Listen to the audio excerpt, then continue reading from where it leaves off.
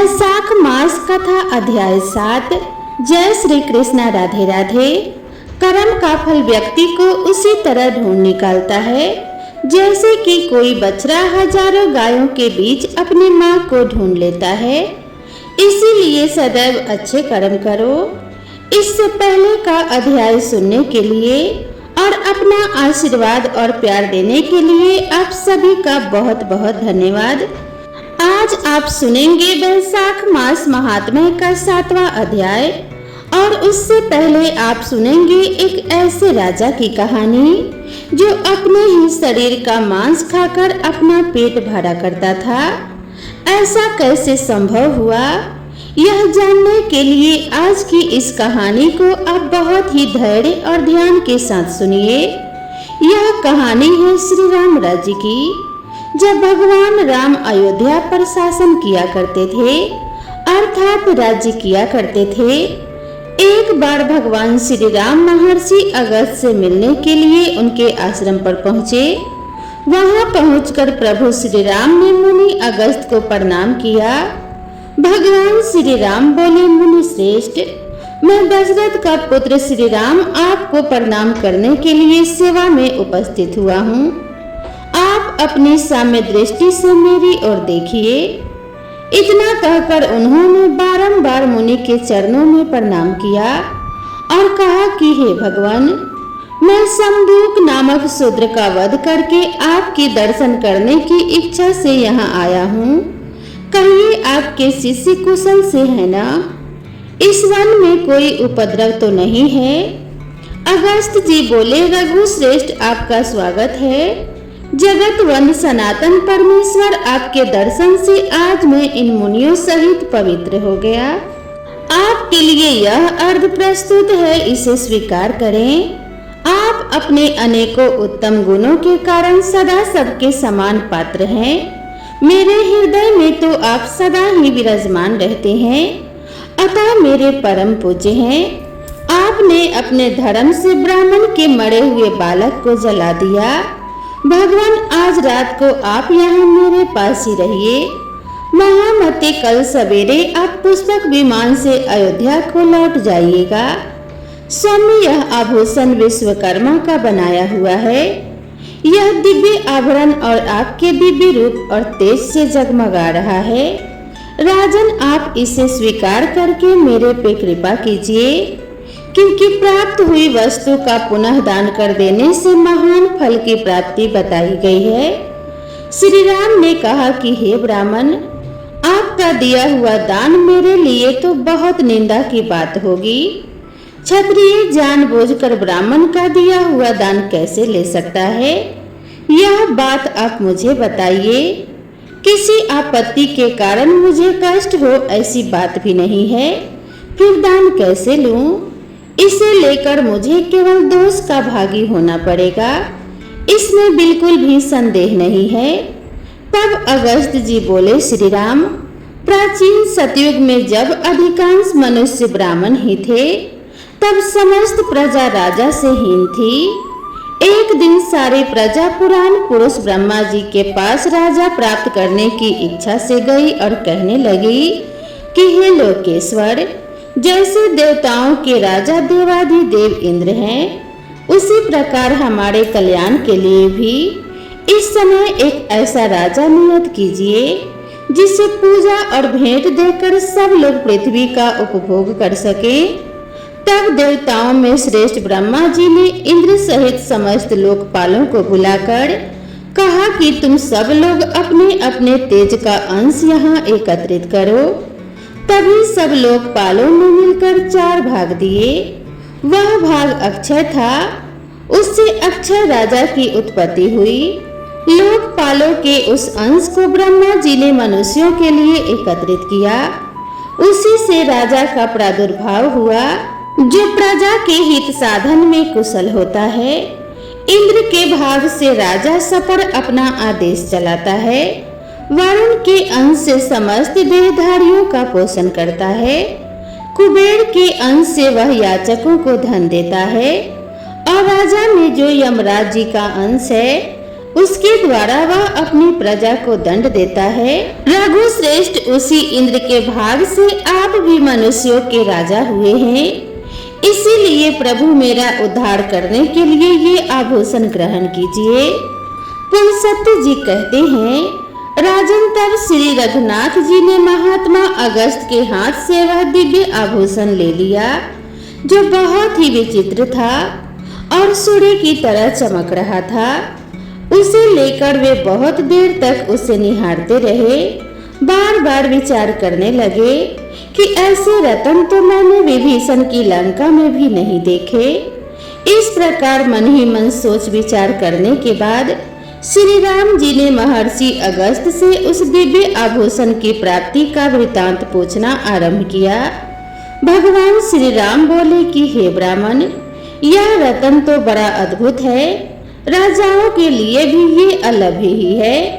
आपको यह कहां से और कैसे मिल गया और किसने इस आभूषण को बनाया है?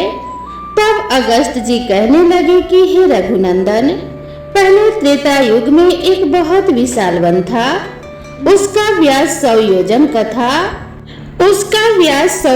का था, किंतु उसमें कोई पशु पक्षी नहीं था। उस वन के बीचों बीच 4 कोस लंबी एक झील थी, जो हंस और आदि पक्षियों से सकुल थी। वहां मैंने एक बड़े आश्चर्य की बात देखी कि सरोवर के पास ही एक बहुत बड़ा आश्रम था, जो बहुत पुराना होने पर भी अत्यंत पवित्र दिखाई देता था, किंतु उसमें कोई तपस्वी नहीं था और न ही कोई जीव थे। मैंने उस आश्रम में रहकर ग्रीष्म काल की एक रात बिताई। सवेरे उठकर जब तालाब की ओर चला तो रास्ते में मुझे बहुत बड़ा मुर्दा दिखाई पड़ा, जिसका शरीर अत्यंत हष्ट पुष्ट था। मालूम होता था कि किसी तरुण पुरुष का यह शव है। उसे देखकर मैं सोचने लगा कि यह कौन है और इसकी मृत्यु कैसे हो गई और यह इस महान वन में आया कैसे था। इन सारी बातों का मुझे अवश्य ही पता लगाना चाहिए। मैं खरा खरा यही सोच रहा था कि इतने में ही आकाश से एक दिव्य और अद्भुत विमान उतरता दिखाई दिया। वह परम सुंदर और मन के समान वेगशाली था। एक ही क्षण में वह विमान सरोवर के निकट आ पहुंचा। मैंने देखा उस विमान में से एक दिव्य मनुष्य उतरा और सरोवर में स्नान कर उस मुर्दे का मांस खाने लगा। उस मोटे ताजे मुर्दे का भर पेट मांस खाकर वह फिर उस सरोवर में उतरा और उसकी शोभा को निहार कर फिर जल्दी ही स्वर्ग की ओर जाने लगा। उस शोभा संपन्न देवोपम पुरुष को ऊपर जाते देखकर मैं कहने लगा कि स्वर्ग लोक के निवासी महाभाग हो। देखने में तो तुम देवताओं के समान लगते हो, किंतु तुम्हारा भोजन तो बहुत ही घृणित है। सो में ऐसा भोजन क्यों करते हो और कहाँ रहते हो? रघुनंदन, मेरी बात सुनकर उस स्वर्गवासी पुरुष ने हाथ जोड़कर कहा, विप्रवर, मेरा जैसा वृतांत है उसे आप सुनिए। पूर्व काल की बात है। विदर्भ देश में मेरे यहाँ यशस्वी पिता राज्य करते थे। वे वसुदेव के नाम से त्रिलोकी में विख्यात और परम धार्मिक थे। उनकी 2 पत्नियां थी। उन दोनों में से एक एक करके 2 पुत्र हुए थे। मैं उनका ज्येष्ठ पुत्र था और लोग मुझे श्वेत कहते थे। मेरे छोटे भाई का नाम शरद था। पिताजी की मृत्यु के बाद पूर्ववासियों ने विदर्भ देश के राज्य पर मेरा अभिषेक कर दिया और मुझे राजा बना दिया और फिर मैं वहां पूरी सावधानी के साथ राज्य संचालन करने लगा। इस प्रकार राज्य और प्रजा का पालन करते करते मुझे कई हजार वर्ष बीत गए। एक दिन किसी निमित्त को लेकर मुझे प्रबल वैराग्य हो गया और मैं मृत्यु पर्यंत तपस्या करने का निश्चय करके इस तपोवन में चला आया। राज्य पर मैंने अपने छोटे भाई महारथी सूरत का अभिषेक कर दिया। फिर इस सरोवर पर आकर मैंने अत्यंत कठोर तपस्या आरंभ की। उसके प्रभाव से मुझे भुवन में सर्वश्रेष्ठ कल्याण में ब्रह्मलोक की प्राप्ति हुई। किंतु वहां पहुंचने पर मुझे भूख और प्यास अधिक सताने लगी। मेरी इंद्रियां तिलमिला उठी। मैंने त्रिलोकी के सर्वश्रेष्ठ देवता ब्रह्मा जी से पूछा कि हे भगवान, यह लोक तो भूख और प्यास से रहित सुना गया है। यह मुझे किस कर्म का फल प्राप्त हुआ है कि भूख और प्यास यहाँ भी मेरा पीछा नहीं छोड़ती। हे देव, जल्दी बताइए मेरा आहार क्या है। महामने इस पर ब्रह्मा जी ने बहुत देर तक सोचने के बाद कहा, तात, पृथ्वी पर कुछ दान किए बिना यहाँ कोई वस्तु खाने को नहीं मिलती। तुमने उस जन्म में भिखारियों को कभी भीख तक नहीं दी। जब तक तुम राजभवन में रहकर राज्य करते थे, अतिथि को कोई भोजन नहीं मिला है।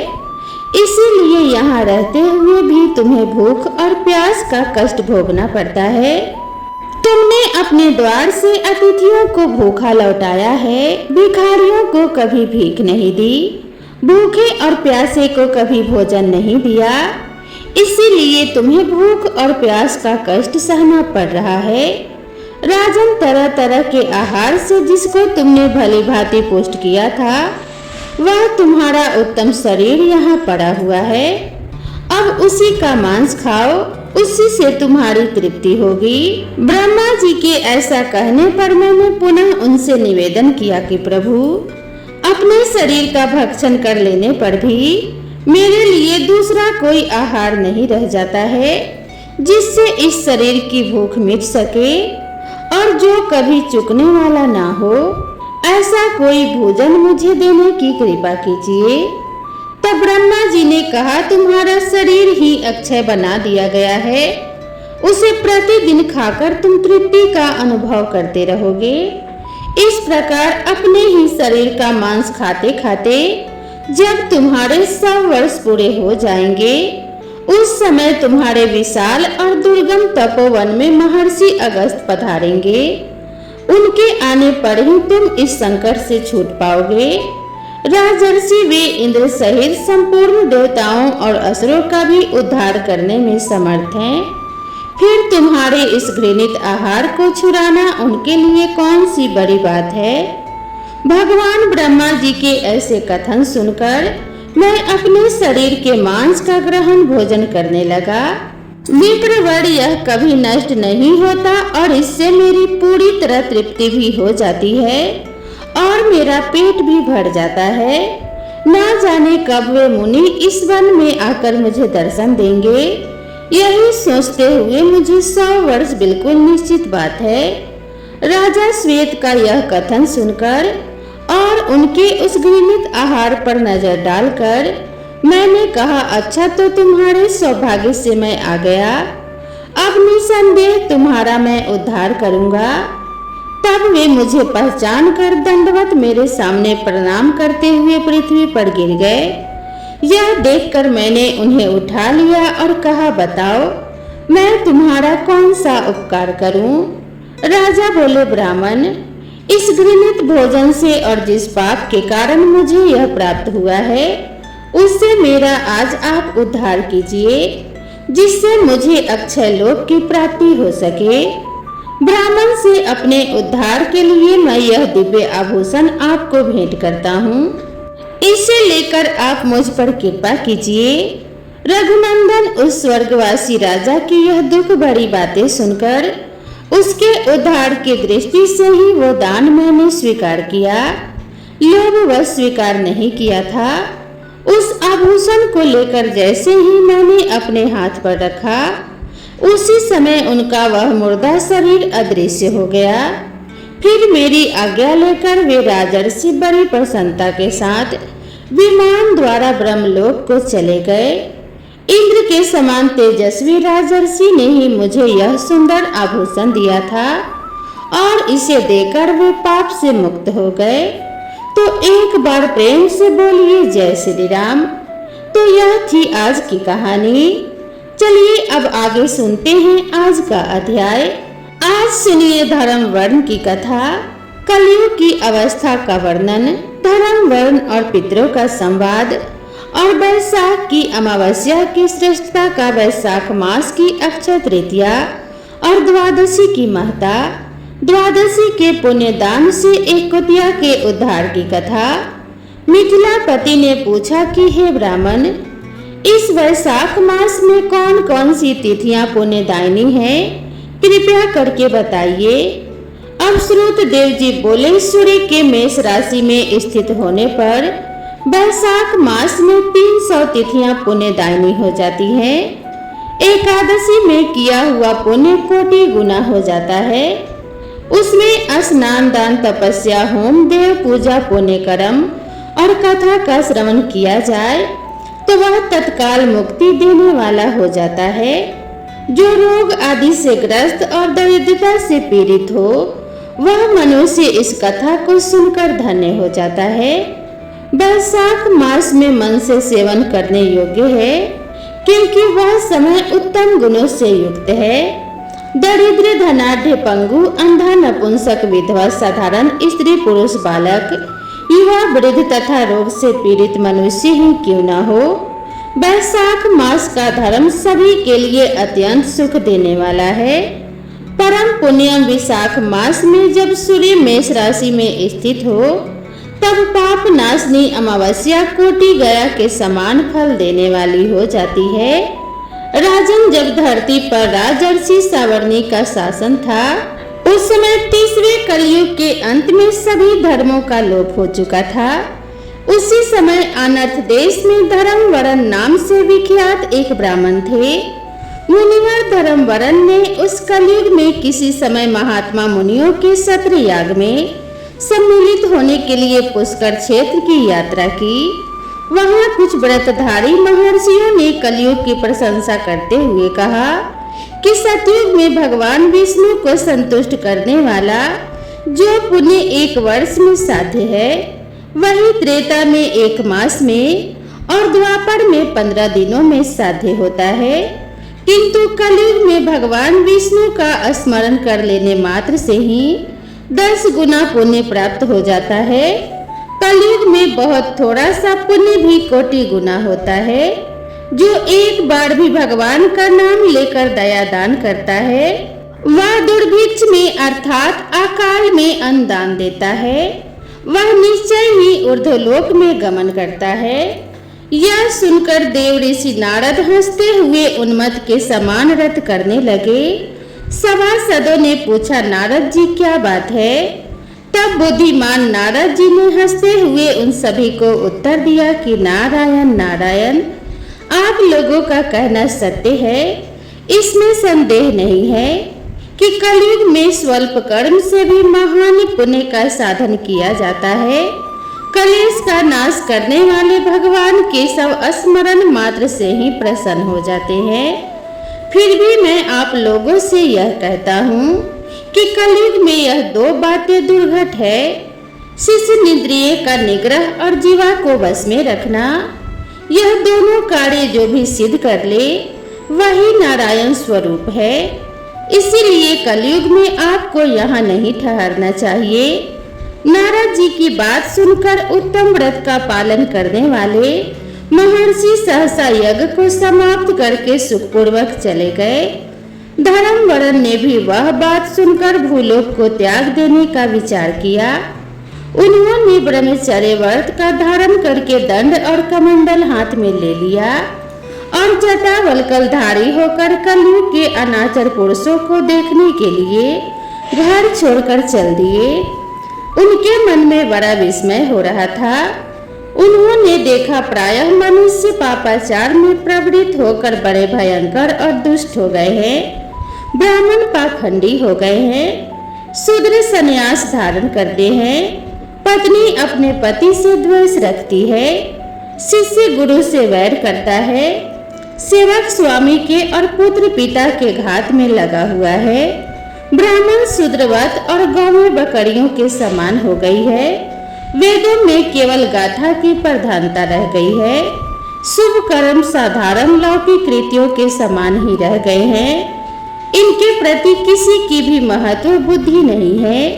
भूत प्रेत और पिशाच आदि की उपासना चल रही है। सभी लोग मैथुन में आ सकते हैं और उसके लिए अपने प्राण भी खो बैठते हैं। सब लोग झूठी गवाही देते हैं। मन में सदा छल और कपट भरा रहता है। कलयुग में सदा लोगों के मन में कुछ और, वाणी में कुछ और कर्मों में कुछ और ही देखा जाता है। सबकी विद्या किसी न किसी स्वार्थ को लेकर ही होती है और केवल राजभवन में ही उसका आदर होता है। संगीत आदि कलात्मक विद्या भी राजाओं को प्रिय है।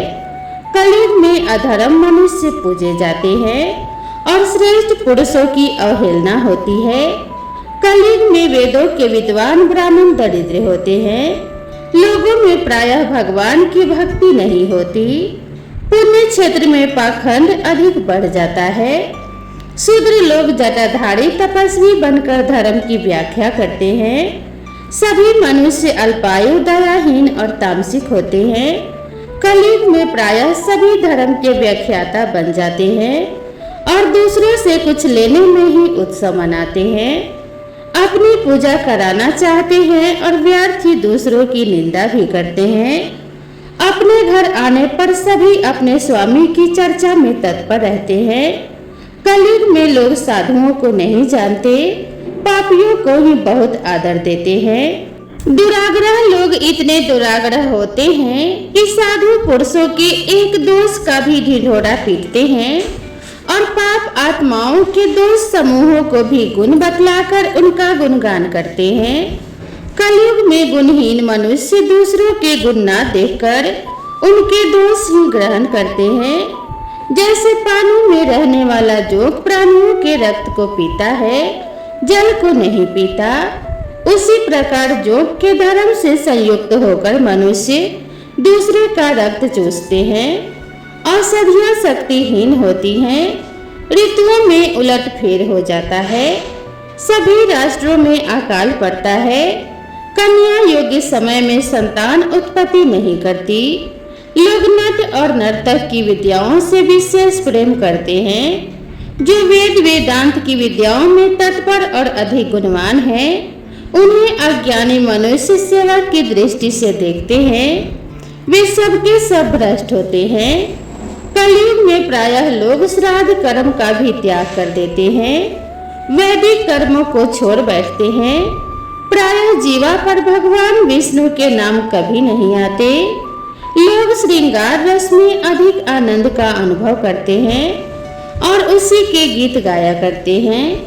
कलयुग के मनुष्यों में न कभी भगवान विष्णु की सेवा देखी जाती है, न शास्त्रीय चर्चा होती है, न कहीं यज्ञ की दीक्षा है, न विचार का लेस है, न तीर्थ यात्रा है, न दान धर्म ही होते देखे जाते हैं।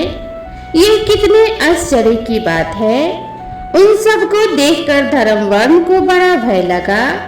पाप से कुल की हानि होते देख अत्यंत आश्चर्य से चकित होकर वे दूसरे द्वीप में चले गए। सब द्वीपों और लोकों में विचरते हुए बुद्धिमान धर्मवर्ण किसी समय कौतूहलवश पितृलोक में गए। वहां उन्होंने कर्म से कष्ट पाते हुए पितरों को बड़ी भयंकर दशा में देखा। वे दौड़ते, रोते और गिरते पड़ते थे। उन्होंने अपने पितरों को भी नीचे अंधकूप में पड़े हुए देखा। उन्हें देखकर आश्चर्यचकित होकर दयालु धर्मवरण ने पूछा कि आप लोग कौन हैं? किस दुष्कर्म के प्रभाव से आप इस अंधकूप में पड़े हुए हैं? तब पितर कहने लगे कि हम श्रीवत्स गोत्र वाले हैं। पृथ्वी पर हमारी कोई संतान नहीं रह गई है, अतः हम श्राद्ध और पिंड से वंचित हैं। इसीलिए हमें नरक का कष्ट भोगना पड़ता है।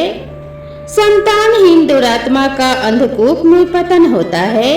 हमारे वंश में एक ही महायशस्वी पुरुष है जो धर्मवरण के नाम से विख्यात है, किंतु वह तो विरक्त होकर अकेला घूमता फिरता है।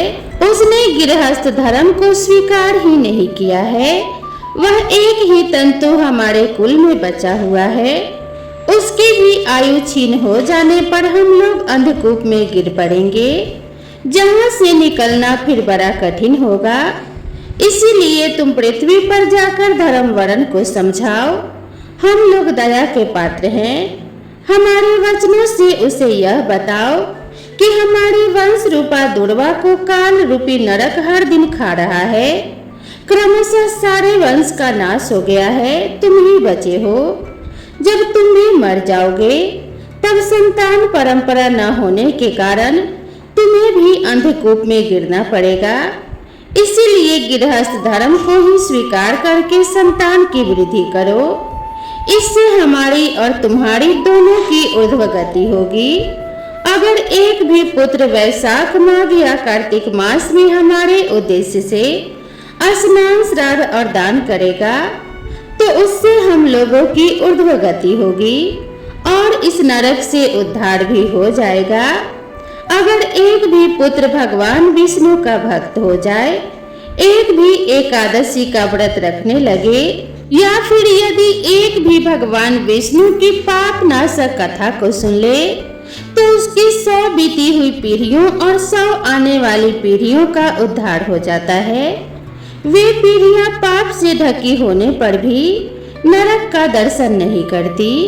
दया और धर्म से रहित उन बहुत से पुत्रों के जन्म का क्या लाभ जो कुल में उत्पन्न होकर सर्वव्यापी भगवान नारायण की पूजा नहीं करते।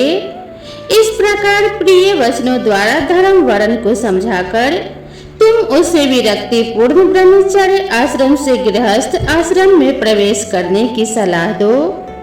पितरों की यह बात सुनकर धर्मवरण बड़ा आश्चर्यचकित हुआ और हाथ जोड़कर बोला कि मैं ही धर्मवरण नाम से विख्यात आपके वंश का दुराग्रह बालक हूँ। इस कलयुग के 3 चरण बीत गए, अंतिम चरण में भी 3.5 भाग बीत चुके हैं। मेरा तो जन्म ही व्यर्थ बीता है, क्योंकि जिस कुल में मैंने जन्म लिया उसमें माता पिता के ऋण को भी मैंने नहीं चुकाया। पृथ्वी के भारभूत उस शत्रु तुल्य पुत्र के उत्पन्न होने से क्या लाभ जो पैदा होकर भगवान विष्णु और देवताओं की तथा पितरों की पूजा नहीं करे। मैं आप लोगों की आज्ञा का पालन करूंगा। बताइए पृथ्वी पर किस प्रकार मुझे कलयुग से और संसार से भी बाधा प्राप्त नहीं होगी। धर्म वर्ण की बात सुनकर पितरों के मन को कुछ आश्वासन मिला। फिर वे बोले, बेटा तुम गृहस्थ आश्रम स्वीकार करके संतान उत्पत्ति के द्वारा हमारा उद्धार करो।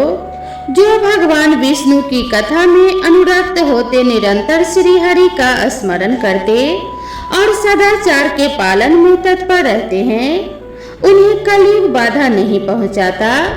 पुत्र जिसके घर में शालिग्राम शिला या फिर महाभारत की पुस्तक हो उसे भी कलयुग बाधा नहीं दे सकता। जो वैशाख मास के धर्मों का पालन करता है, माघ स्नान में तत्पर होता है और कार्तिक मास में दीप दान करता है, उसे भी कलयुग कभी बाधा नहीं पहुंचाता। उसे कभी कलयुग से बाधा प्राप्त नहीं होती। जो प्रतिदिन महात्मा भगवान विष्णु की पाप नाशक और मोक्षदायिनी दिव्य कथा का श्रवण करता है, जिसके घर में बलि वैश्व देव होता है, शुभ कानी तुलसी स्थित होती है और जिसके आंगन में उत्तम गौ रहती है, उसे भी कलयुग बाधा नहीं देता। इसीलिए इस पापामय युग में भी तुम्हें कोई भय नहीं है। बेटा शीघ्र पृथ्वी पर जाओ। इस समय वैशाख मास चल रहा है। यह सभी का उपकार करने वाला मास है। सूर्य के मेष राशि में स्थित होने पर 300 तिथियां पुण्यदायिनी मानी गई है। एक एक तिथि में किया हुआ पुण्य कोटि कोटि गुना अधिक होता है। उनमें भी जो वैशाख की अमावस्या तिथि है वह मनुष्यों को मोक्ष देने वाली है। देवताओं और पितरों को वह बहुत प्रिय है, शीघ्र ही मोक्ष की प्राप्ति कराने वाली है। जो उस दिन पितरों के उद्देश्य से श्राद्ध करते हैं और जल से भरा हुआ घड़ा और पिंड देते हैं, उन्हें अक्षय फल की प्राप्ति होती है। इसीलिए महामते तुम शीघ्र जाओ और जब अमावस्या हो तब कुंभ सहित श्राद्ध और पिंड दान करो। सबका उपकार करने के लिए गृहस्थ धर्म का आश्रय लो। धर्म अर्थ और काम से संतुष्ट होकर उत्तम संतान पाकर फिर मुनि वृत्ति से रहते हुए सुख पूर्वक द्वीप द्वीपतारों में घूमा करो। पितरों के इस प्रकार आदेश देने पर धर्मवरन मुनि बड़ी शीघ्रता से धरती लोक पर गए। वहां मेष राशि में सूर्य के स्थित रहते हुए वैशाख मास में प्रातः काल स्नान करके देवताओं, ऋषियों तथा पितरों का तर्पण करने लगे। फिर कुंभ दान सहित पाप विनाशक श्राद्ध करके उसके द्वारा पितरों को पुनरावृत्ति रहित मुक्ति प्रदान की। इसके बाद उन्होंने स्वयं विवाह करके उत्तम संतान को जन्म दिया और लोक में उस पाप नाशनी अमावस्या तिथि को प्रसिद्ध किया।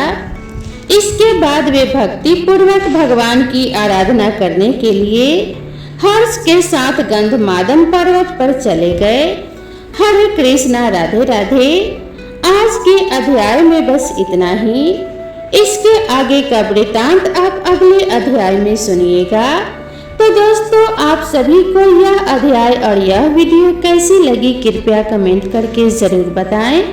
वीडियो पसंद आई हो तो इसे एक लाइक जरूर करें और मेरे चैनल से जुड़े रहने के लिए इसे सब्सक्राइब करना बिल्कुल न भूलें। तो माता लक्ष्मी और भगवान श्री हरि विष्णु की कृपा आप सभी भक्तों पर बनी रहे। आप सभी का कल्याण हो, सभी के कष्टों और पापों का नाश हो, घर में अन्न के भंडार भरे रहे। इसी मंगल कामना के साथ आप सभी से विदा लेते हैं। मिलते हैं इसी तरह की नेक्स्ट वीडियो में। तब तक के लिए राधे राधे।